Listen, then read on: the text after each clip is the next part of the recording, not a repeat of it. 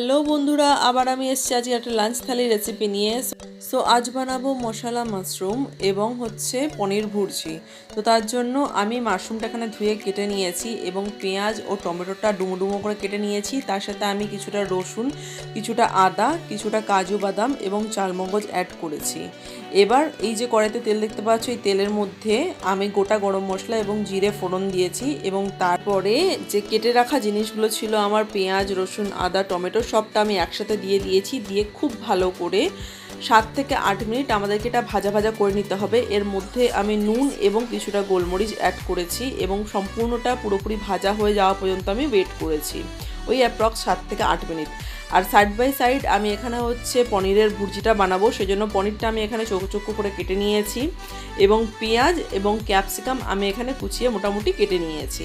So এখানে 200 গ্রাম পনির আছে, আমি পুরোটা ইউজ করব না, আমি 100 গ্রাম মতো পনির ইউজ করেছি, বাকিটা আমি রেখে দেবো নেক্সট দিন ইউজের জন্য। সো এবার দেখো এখানে আমার যে মশলাটা ছিল সেটা অলমোস্ট রেডি হয়ে গেছে। মাঝখানে আমি সামান্য একটু জল দিয়েছিলাম যাতে পুড়ে না যায়।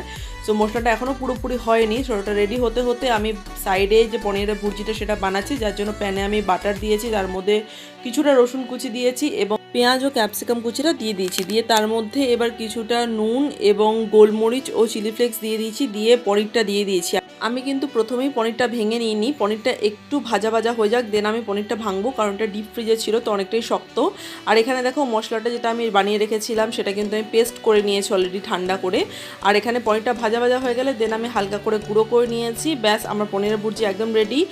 আর মাশরুম মশলার জন্য আমি আলাদা করে কোনো তেল অ্যাড করিনি, জাস্ট মাশরুমগুলো কড়াইতে দিয়ে হালকা করে নেড়ে নিয়েছি এবং যে পেস্টটা বানিয়ে রেখেছিলাম সেটা অ্যাড করে আরও 10 মিনিট মতো আমি কুক করে নিয়েছি। ব্যাস, আমার মাশরুম মশলা একদম রেডি।